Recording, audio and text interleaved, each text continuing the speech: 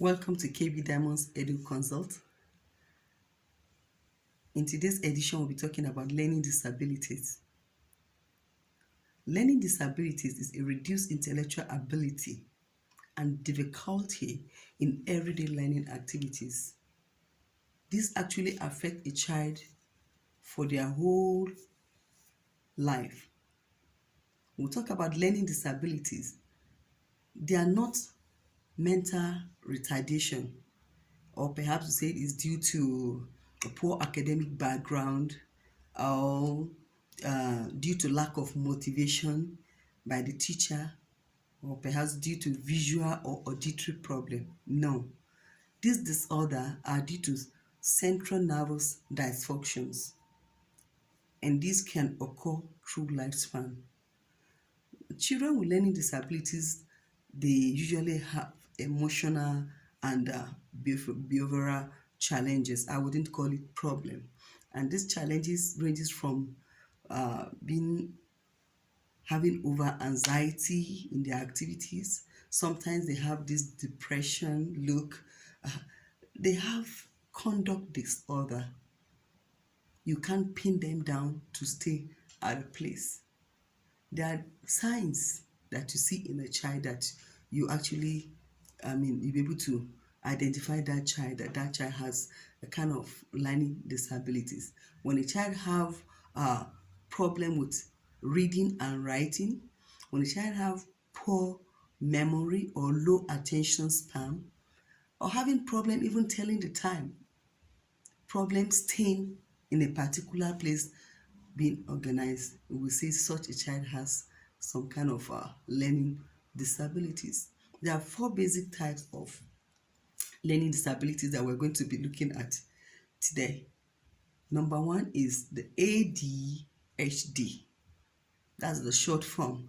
It's attention deficiency hyperactive disorder. And these are common neurodevelopmental disorder in childhood, which last through adulthood. Such a child will have problem in paying attention. They have problem.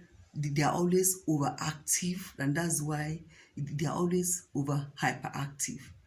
They talk excessively. They have trouble paying attention, and lots more.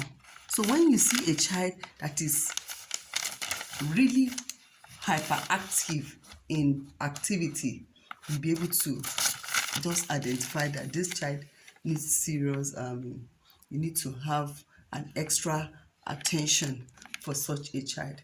Being unable to wait to take their turn. We teach the children to take turn. Perhaps if they want to take anything and people already before them, they have to learn to take turns. For such children, they wouldn't want to follow such rules, but rather they want to have their way. Unable to sit still, very restless. They can't be pinned down in a place. They are always on the move. The other type of learning disorder is dyslexia. Dyslexia has to do with learning disorder, which results in unable to be able to read. This has to do with reading disorder, and that child mixing up letters. Perhaps when they see letter B, he says it's D. Difficulty in expressing himself, difficulty in identifying sounds in words, difficulty in copying words. Even when the words are ready, the child begins to mix up letters. So when we discover this kind of trait in a child, we identify that this particular child has dyslexia. Dyslexia, I say, is a learning disorder resulting in difficulty in reading.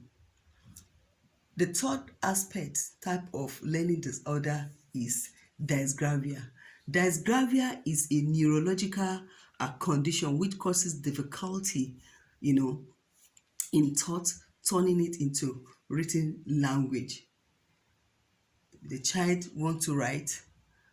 The child starts writing upward in an upward position, finding it difficult even to grip the pen in the fist in the normal way. When you want to teach a child to start holding the pencil, the child will be taught to hold it this way. But some, they wouldn't want to hold it this way. They may want to hold it in this form, as if they are holding a knife. So no matter how you correct, the child will not want to hold it in that proper way. So, and they also have phonological dysgraphia. I told you that the problem that is being identified with this particular one is that the child find it difficult to be able to grab pencil, and they also have difficulty in writing, spelling, grammar, and punctuation. They just write, mixing up everything. But for whatever it is, there's always a solution, as the child progresses. The fourth aspect of this learning disorder, we call it dyscalculia. Dyscalculia is the fourth type of learning disorder. These are called number dyslexia. They are called number dyslexia. This is it has to do with difficulty in performing arithmetic calculations. Anything that is relating to math. Such a child doesn't even want to have anything to do with calculations at all. When you notice that kind of a trait, you say that this particular child has a dyscalculia trait, which is part of the characteristics that is being identified with any child that has a learning disorder. How can we help a child with any of these four? We have the ADHD, we have the dysgraphia, we have the dyscalculia, and we have the dyslexia. How do we help a child with this? It is advisable for us, for the children that are finding the difficulty in copying. We can always have a pre-written activity for them to write, so they will be able to copy it at their own pace. You find out that you have a child is not copying well. It's not that he has a visual problem or auditory problem. It's because he has one of these traits. Such child is given a time to copy at his or her own pace. You can also get a writing book for the child to do constant practicing, in which case the child is familiar with the letters, and you'll be able to rule out a book for the child for more practice on writing. Use of word processing spelling checks.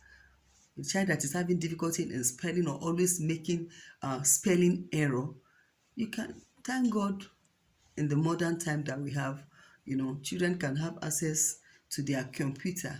Then you have the spelling checks, so that as the child types, he checks on the correct spelling, and gradually these errors are being corrected before it is late. That's why you find out that some people cannot even write a paragraph without making grammatical blunders, a lot of spelling errors. If these are not being checked at a very early stage, it may be difficult to correct. What again can we do? We must concentrate on the area of a child's strength. If you notice that your child is doing very well on this particular area, I will advise that the parent should concentrate on the strengths of the child to help him or her to improve better. Show them role models, show them children that have similar situations and they are better today. Why? Because they took to correction. Praise them whenever they make little efforts. Applaud them. They are impressed, they'll be able to put in more, put in their efforts in. So we must not condemn them. Some of us are quick to condemning our children because they are not doing that particular thing. No, don't condemn. Encourage. Give encouraging word. A child with ADHD, provide them with sensory activities. Provide them with different board games at home, to keep them busy instead of them hopping from the table to chair, causing accident, having fracture. Get them board games, get them sensory activities. Get them a lot of educational toys, by which case they are being busy and they will cause less accident. So if your child have any of these four examples of learning disorders that I've explained in this edition, you can always help out by noting these tips that have just been given to you. Until I come your way next time, please stay tuned. Subscribe to my YouTube channel, KB Diamonds Edu Consult.